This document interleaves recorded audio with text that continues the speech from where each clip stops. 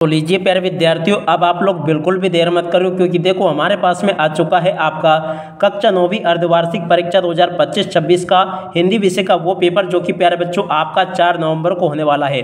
जी हाँ प्यारे बच्चों, आप लोग यहाँ पर देख सकते हो 4 नवंबर को होने वाला कक्षा 9 का हिंदी का अर्धवार्षिक परीक्षा का एकदम असली वाला पेपर लेकर आ चुका हूँ। जी हाँ प्यारे विद्यार्थियों, पूरा का पूरा क्वेश्चन पेपर जैसा मैं आपको बताऊंगा ना, ठीक वैसा का वैसे क्वेश्चन पेपर प्यारे बच्चों आपको 4 नवंबर के रोज आपको अर्धवार्षिक परीक्षाओं का हिंदी विषय का देखने को मिल जाएगा। जैसा पेपर प्यारे बच्चों मैं आपको बता रहा हूं ना, ठीक वैसा का वैसे क्वेश्चन पेपर प्यारे बच्चों आपको परीक्षाओं में देखने को मिलेगा। एक भी क्वेश्चन का आंसर प्यारे बच्चों यहां से आपका मिस नहीं होगा। आप चाहे तो प्यारे बच्चों देख सकते हो, पूरा का पूरा एकदम प्यारे बच्चों रियल वाला पेपर लेकर आ चुका हूं। आप सब लोग जानते हो प्यारे बच्चों कि आपका रियल वाला पेपर कैसा होता है। A to Z क्वेश्चन प्यारे बच्चों जैसे मैं आपको बता रहा हूं ना, ठीक वैसे के वैसे क्वेश्चन प्यारे बच्चों आपके हिंदी विषय में पूछे जाएंगे। तो आप सब लोग प्यारे बच्चों इस वीडियो को पूरा देखकर जाना, ताकि आप लोग अपनी परीक्षाओं में टॉप कर सको। जी हाँ प्यारे बच्चों, अगर आपको फिर भी यकीन नहीं होना तो इस बार कोड को प्यारे बच्चों आप लोग स्क्रीनशॉट लेकर रख लो और इसको स्कैन करके देख लेना, क्योंकि देखो ये पूरा का पूरा एकदम रियल वाला पेपर है। अब चलो मैं आपको पूरा का पूरा आपका रियल जो पेपर है ना, इसका फुल सॉल्यूशन देता हूँ। A to Z क्वेश्चन जैसे प्यारे बच्चों मैं आपको बताऊंगा ना, ठीक वैसा का वैसे क्वेश्चन पेपर आपको परीक्षाओं में देखने को मिलेगा। तो चलो आप आगे बढ़ते हैं, जल्दी से समझते हैं आपके पूरे पेपर को और इस पेपर के पूरे सॉल्यूशन को।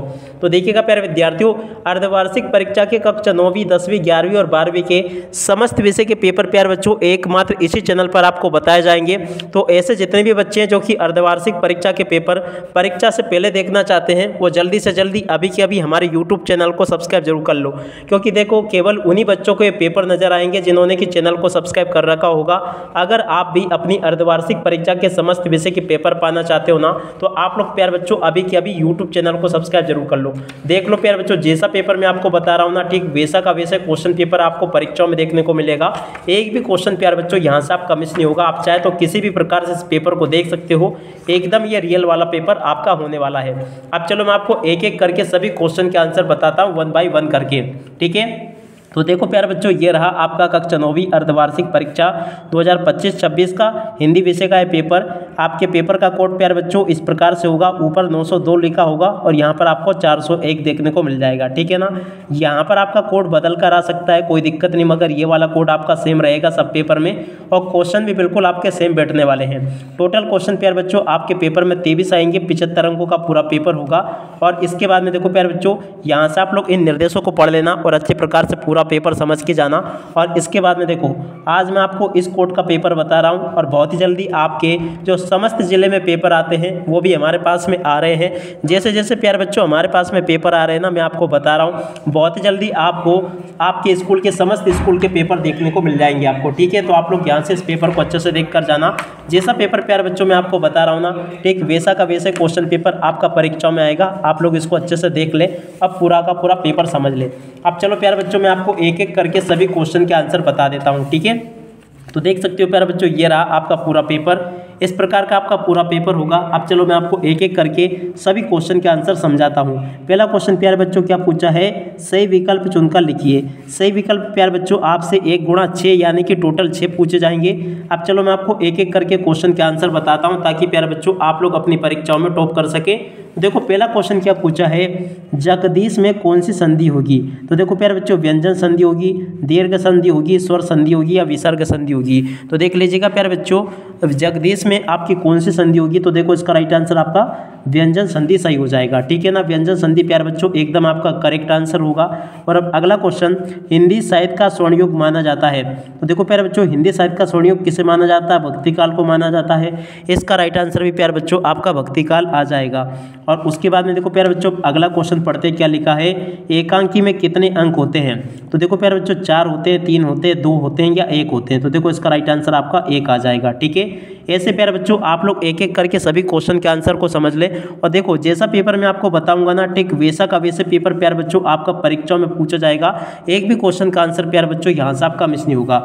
अब अगला क्वेश्चन पूछा है, कृष्ण भक्ति शाखा के प्रतिनिधि कवि है। देखो प्यारे बच्चों, कृष्ण भक्ति शाखा के प्रतिनिधि कवि का नाम क्या है। तो देखो इसका राइट आंसर आपका सूरदास आ जाएगा। यहाँ से प्यारे बच्चों आपको सूरदास लिखकर आना होगा। अब चलो मैं आपको आगे की क्वेश्चन और उन क्वेश्चन के आंसर और बता देता हूँ। आगे क्वेश्चन पूछा है रसात्मक वाक्यम काव्यम परिभाषा किसकी है। देखो प्यारे बच्चों ये परिभाषा किसकी है, तो देखो इसका राइट आंसर प्यारे बच्चों आपका आ जाएगा आचार्य विश्वनाथ की। ये परिभाषा किसकी है प्यारे बच्चों, आचार्य विश्वनाथ की परिभाषा है। और अब अगला क्वेश्चन पढ़ते हैं, रीढ़ की हड्डी एकांक किस समस्या पर आधारित है। देखो प्यारे बच्चों रीढ़ की हड्डी एकांक जो है ना विवाह की समस्या पर आधारित है। क्या लिखोगे यहाँ से, विवाह की समस्या पर ये आधारित है। ठीक है, तो यहाँ तक के प्यारे बच्चों मैंने आपको सभी क्वेश्चन के आंसर बता दिए। अब चलो इसके बाद में अपन आगे बढ़ते हैं, आगे के सभी क्वेश्चन और उन क्वेश्चन की आंसर को और देख लेते हैं, ताकि प्यारे बच्चों आपको पूरा का पूरा पेपर अच्छे से समझ में आ सके। टोटली सभी क्वेश्चन और उन क्वेश्चन के आंसर प्यारे बच्चों मैं यहाँ से आपको बता रहा हूँ, एक भी क्वेश्चन का आंसर प्यारे बच्चों यहाँ से आपका मिस नहीं होगा। अब इसके बाद में देखो अपन यहाँ से रिक्त स्थानों की पूर्ति को देखेंगे। रिक्त स्थान पूर्ति आपके पेपर में परीक्षाओं में इस प्रकार से पूछी जाएगी, आप लोग अच्छे से एक एक क्वेश्चन के आंसर को देख कर जाना। पहला क्वेश्चन पूछा प्यारे बच्चों, तिब्बत में सबसे खतरे की जगह है। तो देखो प्यारे बच्चों इस क्वेश्चन का राइट आंसर आप क्या आएगा, डांडे। तिब्बत में सबसे खतरनाक जगह कौन सी है प्यारे बच्चों, डांडे। ठीक है, और अब अगला क्वेश्चन, जिसके कारण स्थायी भाव जागृत होते हैं वे कहलाते हैं। तो देखो प्यारे बच्चों जिसके कारण स्थायी भाव जागृत हो वे क्या कहलाते हैं, तो देखो उसका राइट आंसर आपका आ जाएगा आलंबन। आलंबन प्यारे बच्चों आपका एकदम करेक्ट आंसर होगा। और अब अगला क्वेश्चन, दो बेलों की कथा गद्य की विधा में रचना है। देखो प्यारे बच्चों दो बेलों की जो कथा है ना वो कौन सी विधा की रचना, तो देखो उसका राइट आंसर आपका कहानी आ जाएगा। इसका राइट आंसर प्यारे बच्चों क्या आएगा, कहानी। ठीक है, और अब अगला क्वेश्चन पढ़ते हैं, क्या दे रखा है देख सकते हो। अब आगे देखकर आप लोग इन क्वेश्चन को देख लीजिएगा। यहाँ के बाद में अब आगे क्वेश्चन, वे शब्दांश जो शब्द बनाते समय आरंभ में लगते हैं कहलाते हैं। तो देखो प्यारे बच्चों जो आरंभ में लगते हैं उसको क्या कहते हैं, इसका राइट आंसर आपका उपसर्ग होगा। और अब अगला क्वेश्चन, कामायनी एक है। देखो प्यारे बच्चों कामायनी महाकाव्य है। और अब अगला क्वेश्चन पढ़ते हैं, रस को काव्य की बताया गया है। देखो प्यारे बच्चों रस की काव्य की क्या बताया गया, आत्मा। ठीक है ना, यहाँ से प्यारे बच्चों इस प्रकार से आप लोग रिक्त स्थानों की पूर्ति को देख ले।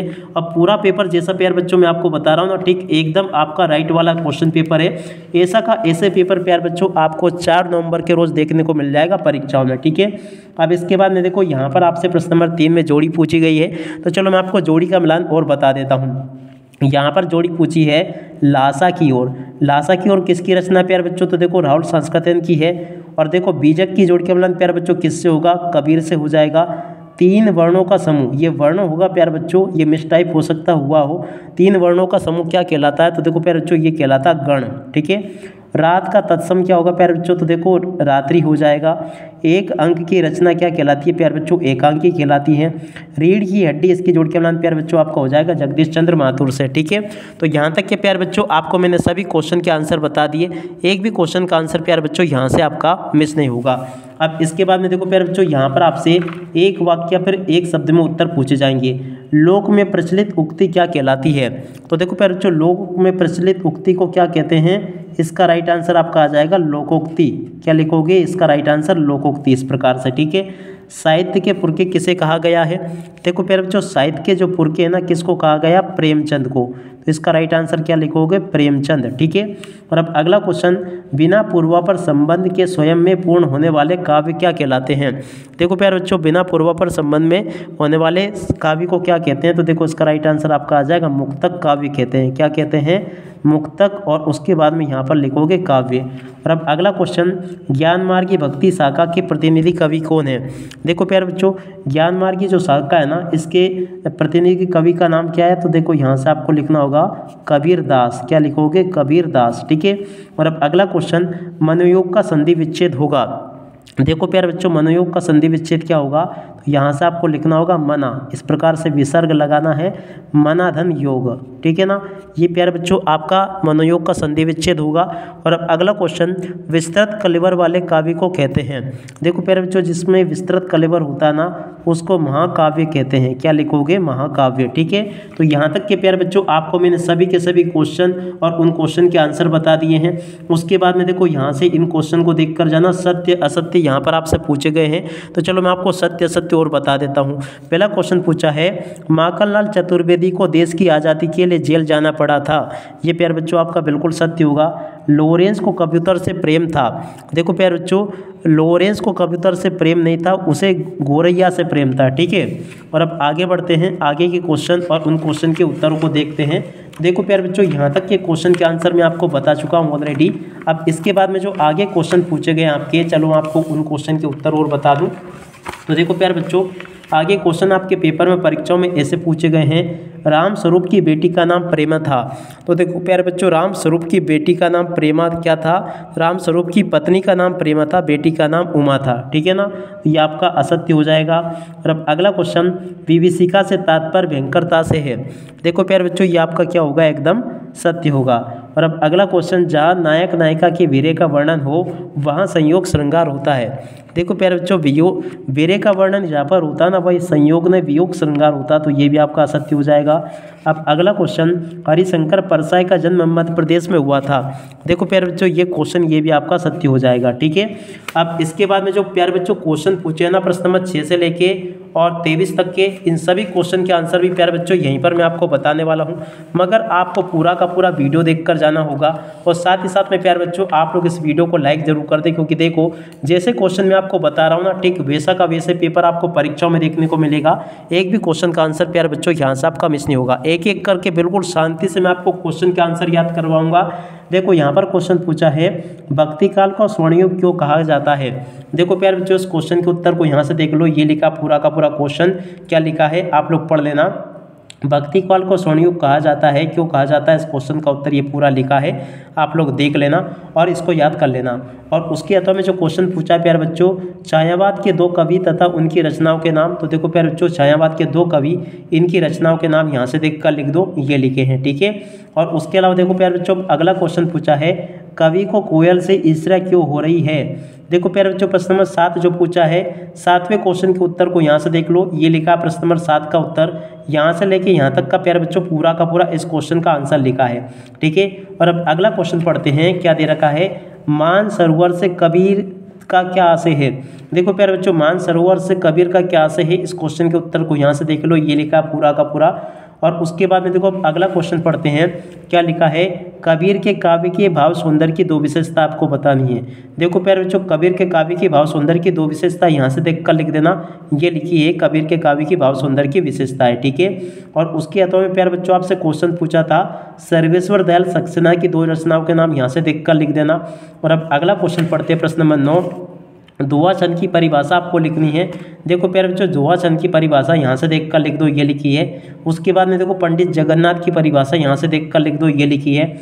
और उसके अलावा देखो अगला क्वेश्चन पूछा है, रोद रस की परिभाषा आपको देखकर लिखनी है। तो देखो प्यारे बच्चों, रोद रस की परिभाषा को यहाँ से देख ले और अच्छे से लिख लेना। अनुप्रास अलंकार की परिभाषा को प्यारे बच्चों यहाँ से देखकर लिख दो, ये लिखिए अनुप्रास अलंकार की पूरी परिभाषा। और उसके बाद में चलो अपन आगे बढ़ते हैं, आगे क्वेश्चन पढ़ते हैं। आगे प्यारे बच्चों क्वेश्चन पूछे हैं, नाटक किसे कहते हैं, नाटक के कितने तत्व माने गए हैं। देखो प्यारे बच्चों, नाटक किसे कहते हैं, नाटक के कितने तत्व माने गए, इस क्वेश्चन के उत्तर को यहाँ से देख लो। और उसके बाद में देखो अगला क्वेश्चन पढ़ते हैं, यात्रा वृत्तांत किसे कहते हैं। देखो प्यारे बच्चों, यात्रा वृत्तांत किसे कहते हैं, इस क्वेश्चन के उत्तर को यहाँ से देख लेना आप लोग। और उसके बाद में चलो अपन आगे बढ़ते हैं, आगे के प्रश्नों के उत्तरों को देखते हैं। तो देखो अब आगे क्वेश्चन पूछा है, अपनी यात्रा के दौरान लेखक को कौन कौन सी कठिनाइयों का सामना करना पड़ा। देखो प्यारे बच्चों, इस क्वेश्चन के उत्तर को यहाँ से देख कर जाना, ये लिखा है इस क्वेश्चन का उत्तर। और उसके अतवाले क्वेश्चन के उत्तर को प्यारे बच्चों यहाँ से देख लो, ये लिखा है। ठीक है, उसके अलावा देखो प्रश्न नंबर 13 पूछा था, आज की उपभोक्तावादी संस्कृति। तो देखो इस क्वेश्चन के उत्तर को प्यारे बच्चों यहाँ से देख लो, ये लिखा है। सांवले सपनों की याद, इस क्वेश्चन के उत्तर को प्यारे बच्चों यहाँ से देख लो, ये लिखा है। और उसके अलावा देखो अब अगला क्वेश्चन, यहाँ पर क्वेश्चन पूछा था, संधि विच्छेद कर संधि का नाम लिखना था, परोपकार और वागीश का। देखो प्यारे बच्चों, यहाँ से आप लोग इसको देख ले, याद कर लेना। उसके बाद वाले क्वेश्चन के उत्तर प्यारे बच्चों ये लिखे हैं। अब आगे बढ़ते हैं, अगले क्वेश्चन के उत्तर को देखते हैं। यहाँ पर क्वेश्चन पूछा है, प्रेमचंद की भाषा शैली की विशेषताएं बताइए। देखो प्यारे बच्चों, प्रेमचंद की भाषा शैली की विशेषता यहाँ से देख लो और पूरा का पूरा इसको समझ लें। और अब आगे बढ़ते हैं, महादेवी वर्मा की 2 गद्य रचनाओं के नाम आपको लिखने हैं। ठीक है, और अब अगला क्वेश्चन पूछा है, मृत्यु का तरल दूध किसे कहा जाता है और क्यों। देखो प्यारे बच्चों, इस क्वेश्चन का उत्तर ये दे रखा है, आप लोग पूरा का पूरा देख लें और अच्छे से याद कर लेना इसको। और अगला इसके अथवा में क्वेश्चन पूछा था, रीढ़ की हड्डी एकांकी की क्या उद्देश्य है। इस क्वेश्चन के उत्तर को प्यारे बच्चों यहाँ से देख लो, याद कर लेना। और इसके बाद में देखो 17वां क्वेश्चन पूछा है, हथकड़ियों को गहना क्यों कहा गया है, लिखिए। तो देखो प्यारे बच्चों, इस क्वेश्चन का उत्तर ये दे रखा है, इसको देख ले और अच्छे से लिख ले। और उसके बाद में देखो अब अगला क्वेश्चन पूछा है, गांव को मरकट डिब्बे सा खुला क्यों कहा है। देखो इस क्वेश्चन के उत्तर को यहाँ से देख लो और याद कर लेना पूरा का पूरा प्यारे बच्चों क्वेश्चन, और उस क्वेश्चन का उत्तर मैंने आपको बता दिया है। आशा करता हूँ कि प्यारे बच्चों आपको एक क्वेश्चन और इस क्वेश्चन का उत्तर समझ में आ गया होगा। अब चलो इसके बाद में अपन आगे बढ़ते हैं। आगे के सभी क्वेश्चन और उन क्वेश्चन के उत्तर मैं आपको एक एक करके दिखाता हूँ। एक भी क्वेश्चन का आंसर प्यारे बच्चों यहाँ से आपका नहीं छूटेगा, और जैसा पेपर मैं आपको बता रहा हूँ ना, ठीक वैसा का वैसे क्वेश्चन पेपर आपका परीक्षा में आएगा। तो देखो यहाँ तक के ये क्वेश्चन मैंने आपको बता दिए थे, और उसके बाद में चलो मैं आपको इन क्वेश्चन के आंसर बताता हूँ। प्रश्न नंबर 18 पूछा था, निम्नलिखित काव्यांश की संदर्भ प्रसंग से विशेष आपको भावार्थ लिखना है। तो देखो प्यारे बच्चों ये जो काव्यांश आपको दे रखा ना, इसका आपको संदर्भ प्रसंग से भावार्थ लिखना था। तो चलो मैं आपको इसका आंसर बता देता हूँ। देखो प्यारे बच्चों ये इसका आंसर होगा, संदर्भ इस प्रकार से हो जाएगा, प्रसंग ये लिखा है, और भावार्थ प्यारे बच्चों इस प्रकार से आपको लिख देना है। और इसके बाद में अथवा वाले का उत्तर यहाँ से देख कर लिख दो, ये लिखा है, पूरा का पूरा मैंने बता दिया। और उसके बाद में देखो 19वां क्वेश्चन पढ़ते हैं, देख सकते हो, निम्नलिखित गद्यांशों की संदर्भ प्रसंग से व्याख्या आपको करनी है। ये गद्यांश प्यारे बच्चों आपको दे रखा है, तो गद्यांश की प्यारे बच्चों व्याख्या ये की गई है, संदर्भ ये लिखा है, इसका प्रसंग ये हो जाएगा, और व्याख्या यहाँ से है, ठीक है ना। तो आप लोग अच्छे से इसको देख लें और पूरा का पूरा याद करके जाना परीक्षाओं के लिए। ये मैंने पूरा का पूरा प्यारे बच्चों आपको बता दिया अच्छे से, ठीक है। और उसके बाद में देखो प्यारे बच्चों आगे ये लिखा है, इसको भी देख लेंगे आप लोग और अच्छे से याद कर लेना। और उसके बाद में देखो प्यारे बच्चों प्रश्न नंबर 20 में पूछा है, व्यायाम से होने वाले लाभ विषय पर एक अनुच्छेद लिखिए।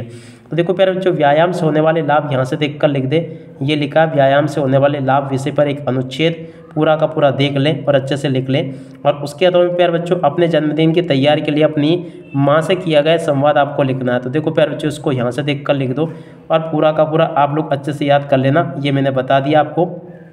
और अब आगे बढ़ते हैं, आगे के क्वेश्चन और उन क्वेश्चन के उत्तर और मैं आपको बता दूं। तो देखो आगे आपके पेपर में परीक्षा में क्वेश्चन इस प्रकार से पूछे जाएंगे, आप लोग इनको देख लेना। यहाँ तक कि 21वें क्वेश्चन का उत्तर प्यारे बच्चों ये पूछा है, इसको भी देख लीजिएगा। और उसके बाद वाले क्वेश्चन के उत्तर प्यारे बच्चों ये पूछे हैं, इनको भी देख ले और पूरा समझ ले।